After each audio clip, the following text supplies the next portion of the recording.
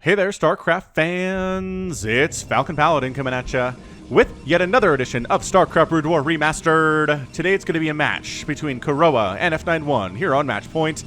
This is from WCG 2010 in a replay pack sent to me by Jacob. And if there's a Discord server you're interested in where they talk about Brood War, there's a link in the description.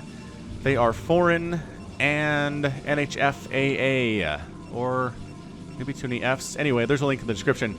Bottom left-hand corner is the brown Protoss player. It is kurOa.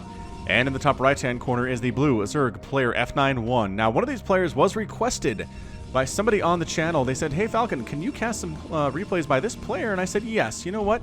I have a lot of replays here. Some players I'm not familiar with. If they're good enough that they have fans, it's definitely going to be worth casting. So this guy, one of these guys, is going to be the guy that was requested. I'm not telling you who it is because that will spoil things. But it is going to be a ZVP here on a match point between these two players. And so far, no quick pull out of the Zerg, no crazy proxy attempts here from the Protoss either. So it looks like we're going to get a very solid macro-style game for your Thursday. Or, I suppose it could be Friday in some parts of the world by the time this actually posts. Not that it posts later for different parts of the world, but just that's how time zones work. Like Australia and Korea, like this will post in the... Actually, you know what? This will post in the morning in the United States. And therefore, I think this will still be the same day in Australia and Japan and Korea and China and stuff. So never mind. This is for your Thursday, and I hope that you enjoy it. Now, I've been getting a lot of good feedback on the videos recently. I appreciate the feedback, whether, you know, constructive criticism or, you know, whether encouragement. Either way, I read every single comment that anybody ever posts on any of my videos. And I'm not lying about that, you guys. I have read every single comment that anybody has ever posted on my videos for the last 3.5 years. I started in late February 2015, so that means I'm coming up on my 4-year mark. And I'm kind of excited about that. We'll see if we can do something for that. Forge first here out of the Protoss player kurOa. And there's your cannon, actually, just to make sure that Zerglings, you know, don't come up and ruin your expansion. You want cannons to protect it, right? Yes, you do. This is the block. This is the block of the hatchery for the natural base. And F9 just says, all right, fine. I was planning on taking this as a third anyway. No big deal. Not worried about it. Got some lings out. Gonna go ahead and take down this probe, although the probe is zooming for its little proby life here. And you know what? Not running, actually, so much as getting surrounded by Zerglings and getting killed. Yeah, I mean, there was a chance for you to run. You could have taken this little ramp on your way to home, but nope, not going to happen there at all. Now, kurOa, do you have the ability to actually throw down a Nexus? You have the resources for it almost. You're sitting at about 300. Okay, fine, 270. Now closer to 300. Cannons are up. This probe is like, all right, there's lings out. They're heading across the map here. These two cannons will destroy anything that tries to run past and get up into this little area and then up into my main. Not worried about that. And the expansion does get tossed on down. This probe actually buying maybe a little bit of time. I don't know what for, though. I don't know why that probe got sent out, to be honest. I mean, it just seems like it was kind of a suicidal situation there. Possibly, again, just to distract the lings and buy some time here. But this is Cannon 1 and Cannon 2. We have... What is that? Is that a gateway? Yeah, gateway helping to wall off this left side. And the right side has a Nexus. So you go around here. Maybe you can slip down here and get along there without taking too much cannon fire. The Overlord might be scouting this out to see if it's possible for the lings to get around, because really there's nothing else to defend inside the main base here at all, which is kind of problematic. But yeah, the cannons shooting from a distance. There are 6 Zerglings here. One of them is a little bit injured, but otherwise going to be just fine. That's a quick lair out of our Zerg player. Is he going to take a second extractor? Nah, it looks like the lair is just going to be for Aspire, just to deal with the inevitable Corsairs that are going to be in production here sooner rather than later for kurOa. But he needs a Cyber Core first, and that's what we've got there along the left side. I seriously feel like the lings could maybe slip down this way behind here and in. But they decide to head back home instead. There's a probe scouting. Probe sees the lair timing. Probe sees the lack of, you know, anything else going on. Sees no second gas. Sees no real full saturation at the natural base yet. But it's early yet, and we are making drones. It's not like we're going for a 2 or 2.5 base all-in from F91 at all. He's going for speed for his Zerglings. And yeah, both players are just kind of settling in right now. Not really expecting any kind of an attack, which, you know, Can be some false confidence, but most of the time in these situations, at this stage of the game, it is not. Let me guess. Stargate? Stargate opening! Stargate opening from kurOa. Zerglings chasing this probe around. Their speed is... Oh, is it done? Their speed is done. And now this probe is in a lot of trouble. I mean, this probe is fast, right? Probe is super fast. Probe has green eyes and stuff. But eventually, you're going to get caught. You're going to get smashed. You're not going to make it home. Not against speedlings. Nice juke, actually. That means... Ow, ow. Okay, you die faster, I suppose. Maybe not the best choice of all time. Entirely possibly not. There's your Spire as predicted. Really nothing too crazy here in the early stages of this game. What else are we looking at, ladies and gentlemen? That's about it, really. Overlord's Count to see. Is there a third Nexus I can shut down? No. kurOa's not taking that kind of a risk at all. Citadel of Adun follow-up. So we could be going for that Dark Templar Corsair strategy. Again, this is 2010 WCG stuff. So this is old. This is old meta, everyone. This is now 9 years old at this point. Less than 9, because WCG is not in January. But you get the drift. This is older than possibly some people watching this, which, God, makes me feel ancient. Positively ancient. Gateway, Pylon, Citadel of Adun. Do we go for charge? Yes. We go for Zealot legs. It's not charge. It is Zealot leg enhancements. So they're faster, and anything that gives you speed in StarCraft 2 is a good upgrade to get. You really don't want to skip it, as it turns out. Holy hatcheries. Well, I guess Evolution Chamber there. But that's a hatchery. That's a hatchery. We're going for macro hatches all over the place from F91. Mutalisks are in production. I'm kind of impressed by that. And surprised by that. That we would end up seeing Mutalisks on the way when obviously we've got some Corsairs out. Right, here's one. Here's one now, in fact. If you can split well, I guess your Mutas are going to do okay in this situation, but no Spore Colonies are up. One Mutalisk trades pretty well against the Corsair just because there's no splash damage to really enter into the equation at all. And you know what? The Corsair doesn't like this one bit. Is this more effective than a Scourge?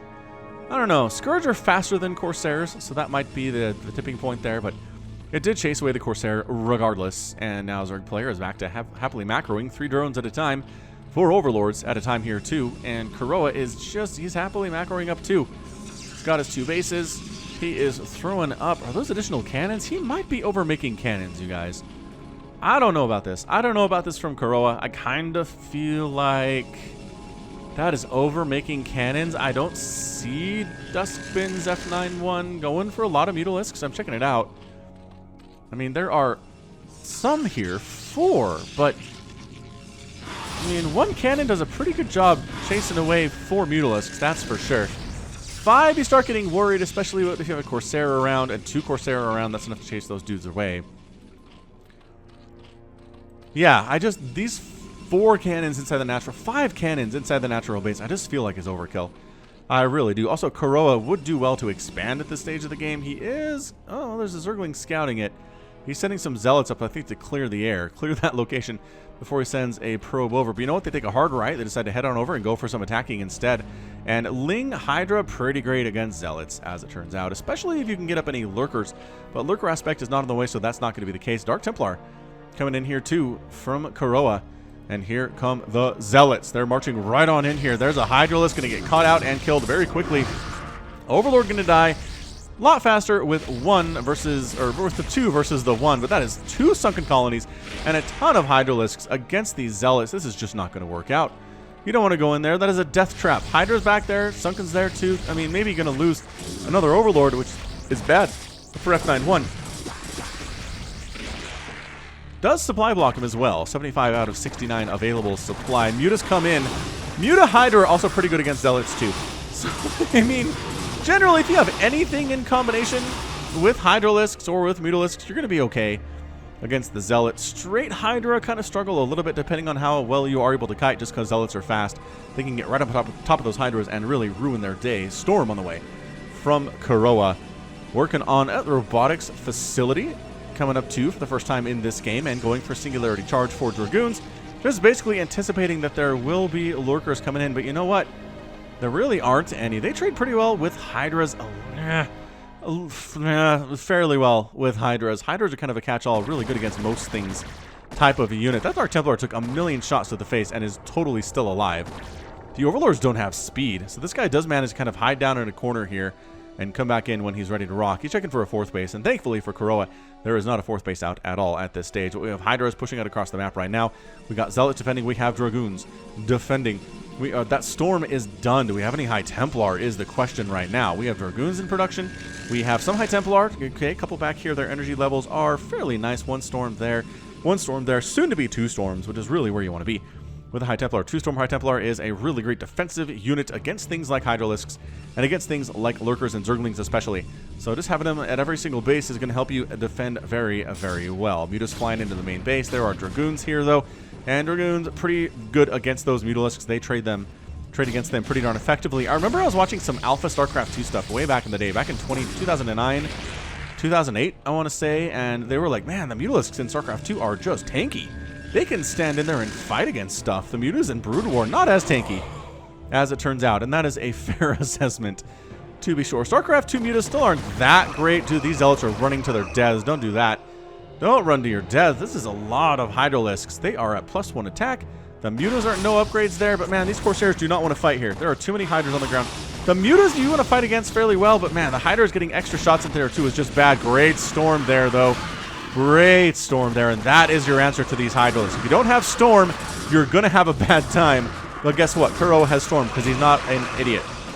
More Storm coming along, standing right side, left side, center side. Are there enough Hydras to just win this thing despite the fact so many of their brethren have died here? Harkon trying to war from the battlefield. That's always a dicey proposition.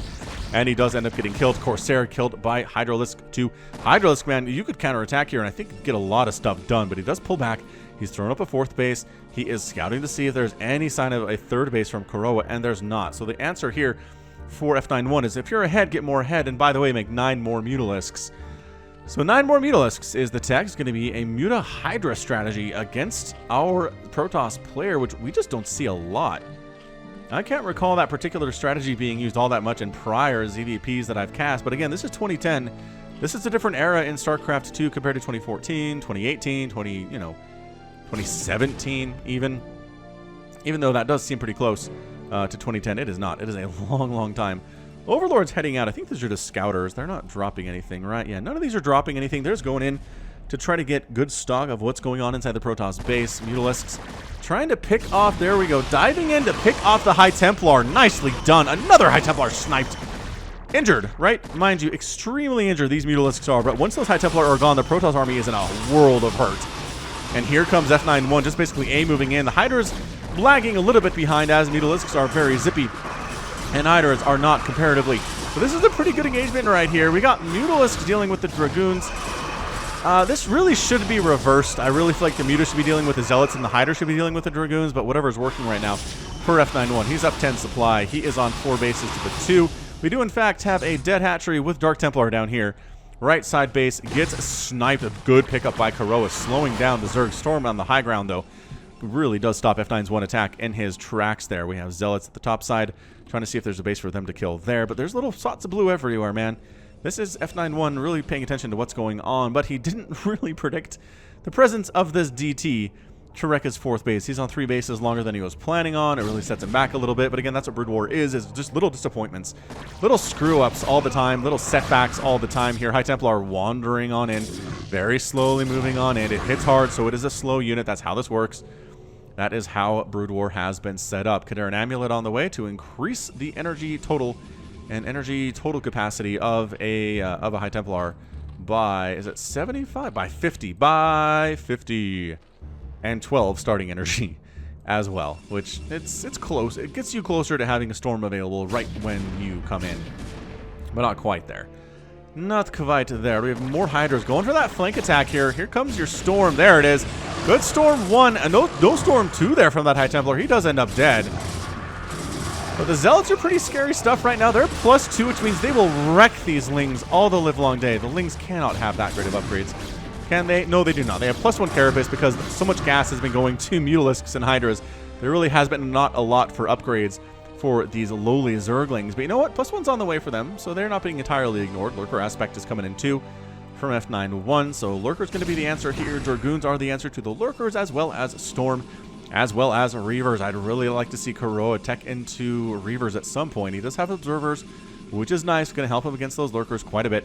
Does he? I don't know, man. I don't know if he's really thinking about taking up to a robotics bay, but it would help him immensely in the battles to come here. 129 to 119 supply. This is a pretty close game. Hacking on in. We got zealots. We got dragoons. Rawr, rawr, rawr. Yes. No. No. Picking off dudes in the sky. And, oh, sniping up another High Templar there. Great job. The Storms avenging their dead High Templar friend. A lot of Hydras died, but they were willing to make that sacrifice just in order to make sure those High Templar don't have many more storms remaining. Another storm does come up. 2 storms coming up there regardless. Zealots fighting through thanks largely to these storms. This High Templar wanders through the battlefield. He's taking shots here and there. Doesn't have enough for a storm. He doesn't either, and he's picked off from the distance. And once again, forced to flee from this location is kurOa. He doesn't like what he was dealing with. High Templar's still alive. Somehow, some way, he does not have enough for a storm. He has 50 energy. It's going to be a while before he gets there yet. But he's trying. Dude, if he gets a storm off, I'm going to be so impressed with this dude. 1 Hydra peels off to kill him, and these Lings will finish him off too. Hydra actually gets the final blow. So 4 bases running. Third base is now coming in for kurOa. It is late. 16-minute third base against a Zerg player who has 4 bases already is incredibly late here. Got a lot of creep colonies coming up to deal with future drops, or I don't know, maybe more Corsairs flying over, causing problems, whatever. Static defense is going to be the answer there for sure. I'm trying to find overlords. I suppose zealots can get up here, but these are lurker eggs, right? Yeah, those are lurker eggs on that ramp. So good luck just walking up there. Queen's Nest allowing us to go to a hive if you're F91 here, and I just keep looking for the robotics bay, man. Reavers are a great unit against this Hydro-Ling style composition we're seeing. I mean, sure. Oh, High Templar are getting focused down, though. That's not good. Good storm. Wiping out a lot of those Lings. Was that cost efficient? I don't know, but it did keep the probes alive, so whatever. But yeah, maybe he's worried about the mutas. Maybe he doesn't want to go shuttles with Reavers in them because of the muta count. But the muta count, I'm looking for them. I'm trying to find the mutalisks. I think they're all dead. I'm pretty sure they died in that last big battle trying to take down a bunch of Dragoons, which is not great for them. As it turns out, pro tip for Zerg players, don't send your Mutalisks against Dragoons, especially if the Dragoons are sitting at +3 attack. Don't do that. Dark Templar mixed into the supply here, mixed into the group. 136 to 122 supply in favor of the Zerg player. He's ahead, which is where you want to be. But it's not a guarantee, man. This is a pretty scary looking push out of kurOa. He's got a bunch of High Templar in here. He has a total of 5. Got Zealots on the ground with that +3 attack. Got Dragoons for the anti-air and for the Lurkers as necessary. That 1 Dark Templar holding the line like he's in 300 or something. Manages to hold for a little bit before he gets overrun, which again is very 300 of him. Very Spartan of him. 4th base on the way here for kurOa, top left. I guess who found it? Zerglings! Zerglings found it, and that base is going to go down. Those are +1, +2 Zerglings.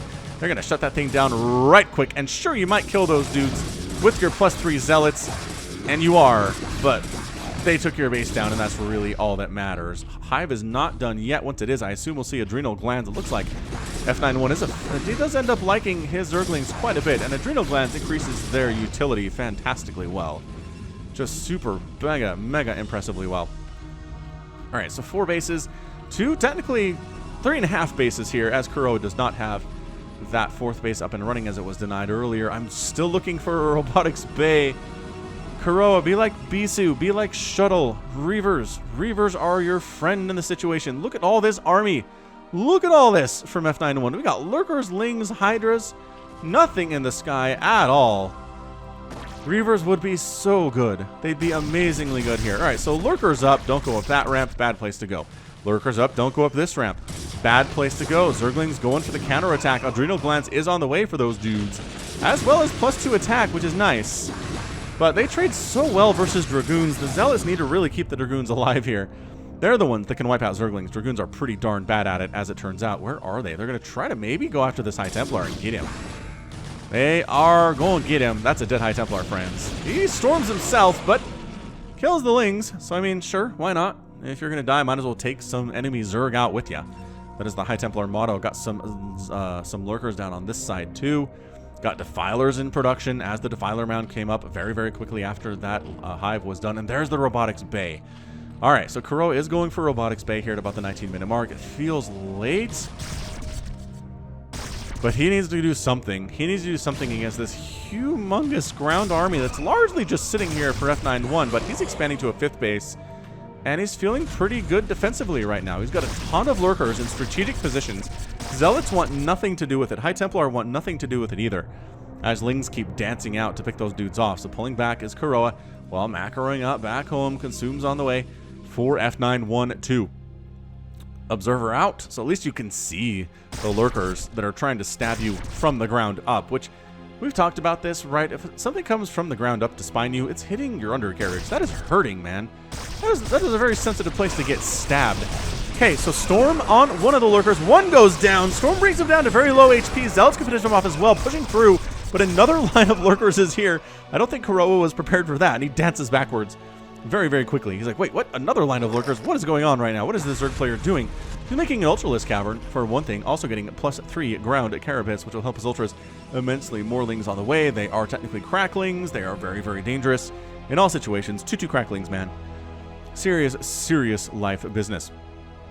Heading up from the south to the north is kurOa. Perhaps we can attack up this way, he says. Not really anywhere to attack except up this ramp, and guess what? There's more lurkers waiting for you up there. I guess maybe you could check for a base to kill, but no, this is not where F91 is expanding. It's expanding down here to the south, which he has lurkers protecting exceptionally well. He's very, very happy on his economy right now. He's up about 40 supply on his opponent. And as a Zerg player and a ZVP, he is very pleased. Reavers are coming out now. We've got Gravitic Drive on the way. Shuttle speed being researched by kurOa.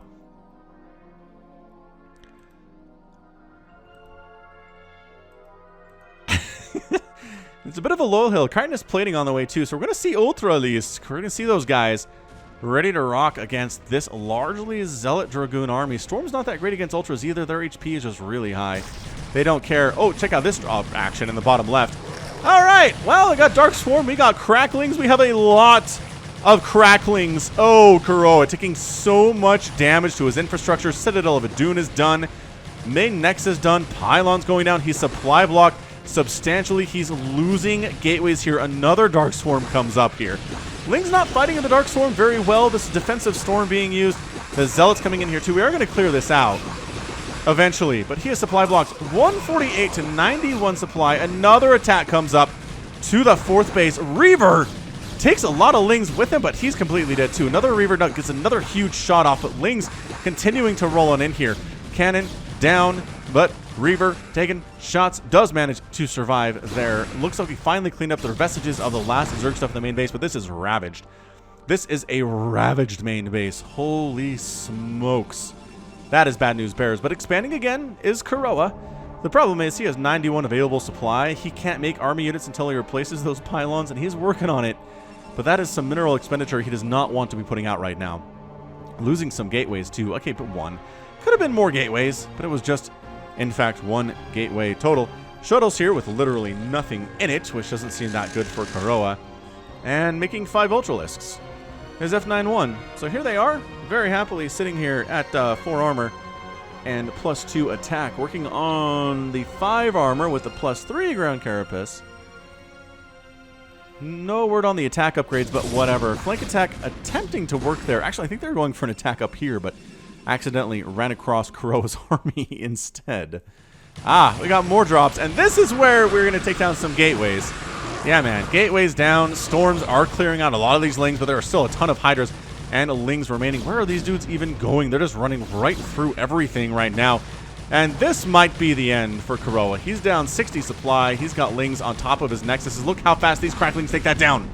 Look at it. Nexus ends up falling. Their gateway's getting murdered as well. Another attack up into kurOa's attempt at a 5th base. These Lings are upset, and they are taking out their rage on the Protoss army so dang effectively well. These High Templar are getting sniped too. F91's multitasking is disgusting right now.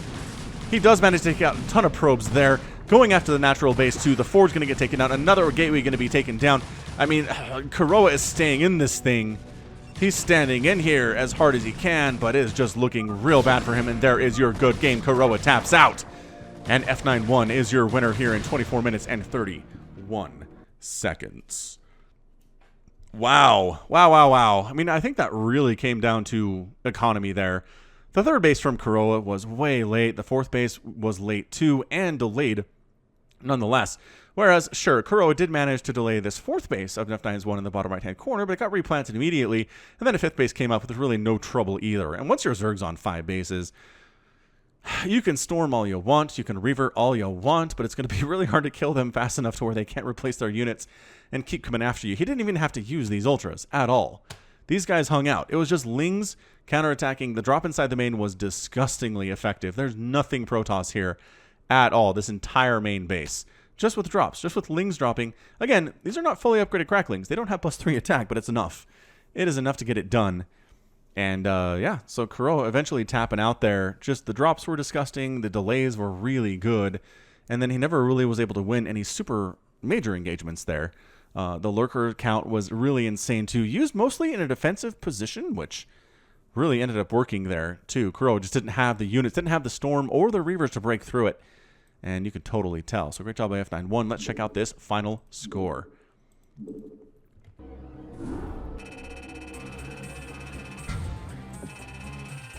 All right, man. kurOa did all that Protoss stuff, killed 431 Zerg units, but ended up losing 166 of his 218 produced.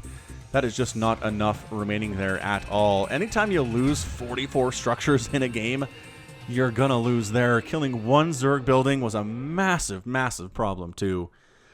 He just didn't do anything. He killed that 1 hatch. That's what it was. He didn't kill any sunken colonies, any spores, any other tech structures, any really important stuff. Just not taken down. Did not slow down F91 at all. And then resources, boom. Look at that. 13 to 10, 41 to 32, 51 to 39 on total spent. F91 just kind of outclassed kurOa in this game and got the win. All right. Well, that is going to be it from me. This has been Falcon Paladin coming at you with yet another StarCraft Brood War Remastered upload. Go ahead and hit that like button. Hit that subscribe if you like what you saw and what you heard today. You can also catch me on Twitter, Facebook, Patreon, and Twitch. All at /Falcon Paladin. And until next time, as always, thank you so much for watching, and you take care of yourself.